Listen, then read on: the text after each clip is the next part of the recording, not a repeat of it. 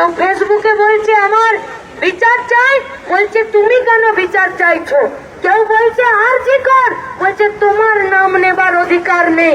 আমরা বললাম দিদির বাড়িতে খিচুড়ি পরিবেশন করার অধিকার যদি তোমার থাকে, তাহলে প্রতিবাদ করার অধিকার গোটা রাজ্যের মানুষের আছে।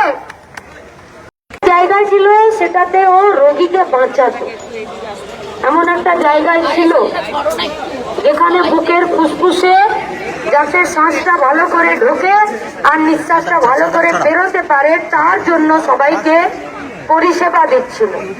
সেই মেয়েটাকে রেপ করে পেলভিক বোন ভেঙে দিয়ে গলা ঘাড়ের সূক্ষ্ম নরম যে হাড়, সেই হাড়টা ভেঙে দিয়ে তাকেই মেরে ফেললো। কোথায়? যেখানে সে সব থেকে বেশি সেফ। কোথায়? যেখানে গোটা রাজ্যের মানুষ নিরাপদে থাকার জন্য হসপিটালে যে তাকে বাঁচাবে তার কাছে যায়। যদি তাকে তার বাড়িতে তার সেফের জোনে যদি কেউ রেপ করে খুন করে দেয়, আপনি রাস্তায় দাঁড়িয়ে চেঁচাবেন না? চেঁচাবেন তো? লালবাজারে বলে এসেছি, গোটা রাজ্যের মানুষ রাস্তায় নেমেছে।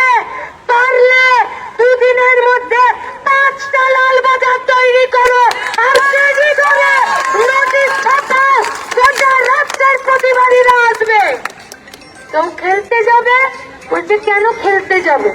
কেউ ফেসবুকে বলছে আমার বিচার চাই, বলছে তুমি কেন বিচার চাইছো।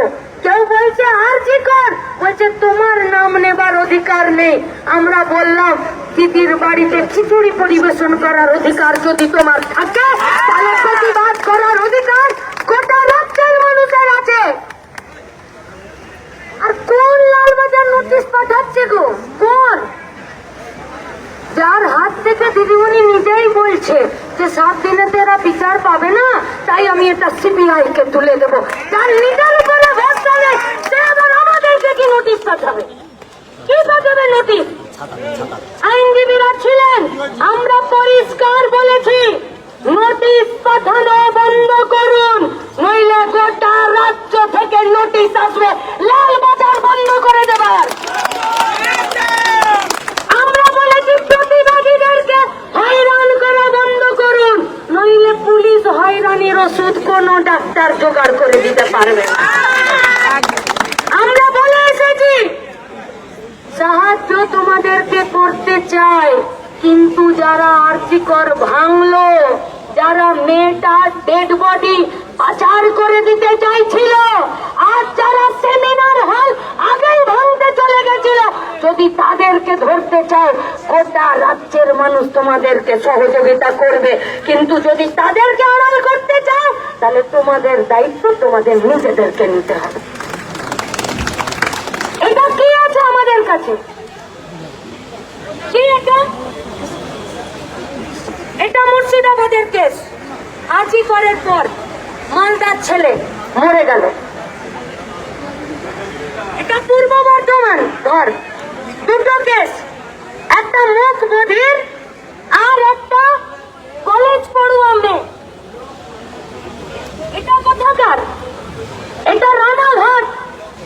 ওই আরজি করে একটা ডেড বডিকে এই পুলিশ যেভাবে ডাক্তার বাবুর লাশটা লোপাট করে দিয়েছিল, সেইভাবেই এই লাশটা লোপাট করে দিয়েছে।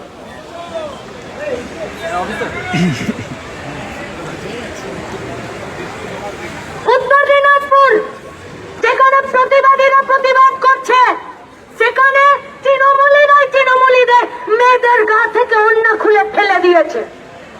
রায়গঞ্জ, উত্তর দিনাজপুর মুখবধিরদেরকে রেপ করেছে, তাদের উপরে অন্যায় অত্যাচার করেছে।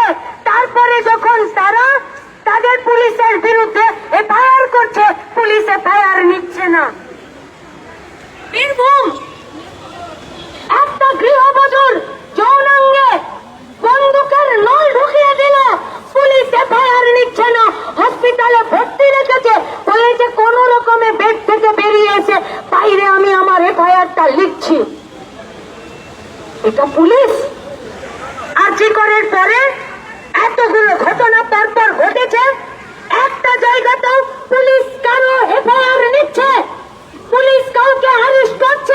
তাহলে এই পুলিশকে কি করে ভরসা করতে পারবো? তাই গোটা রাজ্যের মা বোনেদেরকে লড়ছিলাম। গোটা রাজ্যের প্রতিবাদী, সাহিত্য শিল্পী, ক্রীড়াপ্রেমী যারা যেখানে আছেন, যারা এই প্রতিবাদে নেমেছেন, আমরা তাদেরকে স্যালুট জানাচ্ছি। রাস্তা কিসি কা বাপ কা নেই হ্যায়, যে রাস্তা আমাদেরকে ধর্ষণ করবে, খুন করবে আর দুর্নীতিকে আগলাবার চেষ্টা করবে, সেই রাস্তাতে দাঁড়িয়ে লড়াই হবে তো? ছেড়ে দেওয়ার কোনো জায়গা নেই। তাহলে এতদিন আমরা বলতাম যে উই ওয়ান্ট জাস্টিস, এবারে আমাদেরকে প্রতিজ্ঞা নিতে হবে যে ফাইট ফর জাস্টিস। পৃথিবীর ইতিহাসে বিনা লড়ে কোন অধিকার পাওয়া যায়নি, তাই যদি বেঁচে থাকার অধিকার পেতে হয় আর মাথা উঁচু করে প্রতিবাদ করার অধিকার পেতে হয়, তাহলে লড়েই এই অধিকার আমরা নেব। পারবো তো? তাই ছাত্র, যুব, মহিলাদের কাছে আমাদের আবেদন, আজকে শুধু আমাদের একমাত্র পরিচয় নয় যে আমরা এসএফআই ডিওয়াইএফআই অ্যাডভা। আমাদের পরিচয় আমরা গোটা রাজ্যের প্রতিবাদী। আমাদের সব মায়েদের, সব বোনেদের, সব ডাক্তার বাবুদের সবার হাতে হাত ধরে এই লড়াইয়ের শেষ দেখে ছাড়তে হবে। আরজি করের প্রিন্সিপালের 4টা চাকরি হবে, আর আরজি করে সুইপারের চাকরি হবে না, আরজি করে ওয়ার্ড বয়ের চাকরি হবে না, আরজি করে নার্সের চাকরি হবে না, আর গোটা রাজ্যের রুরাল হসপিটালগুলো সব তালা পড়ে থাকবে। এটা হতে দেব আমরা? তাহলে আরজি কর দুর্নীতির আতুর ঘর, স্বাস্থ্যমন্ত্রী থেকে শুরু করে স্বাস্থ্য দপ্তরের লোকেরা গরিব মানুষের টাকা মারছে, সেটা ব্লাডের নামে হোক, বেডের নামে হোক, আর ওষুধের দামের নামে হোক। আর এই সমস্ত দুর্নীতিকে চাপা দেবার জন্যে আমাদের ডাক্তার বাবুকে রেপ করে খুন করেছে।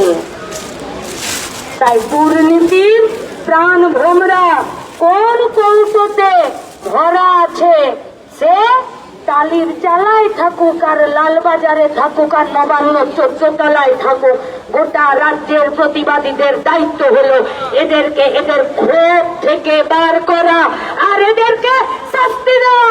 এই শাস্তি দেওয়ার দাবিতে আজ থেকে গোটা রাজ্য জুড়ে আর কেউ নোটিশের ভয় নেই তো? কিসের ভয়? জেলের ভয়? জেলেই আমাদের জন্ম আর প্রতিবাদের রাস্তাতেই আমাদের জন্ম।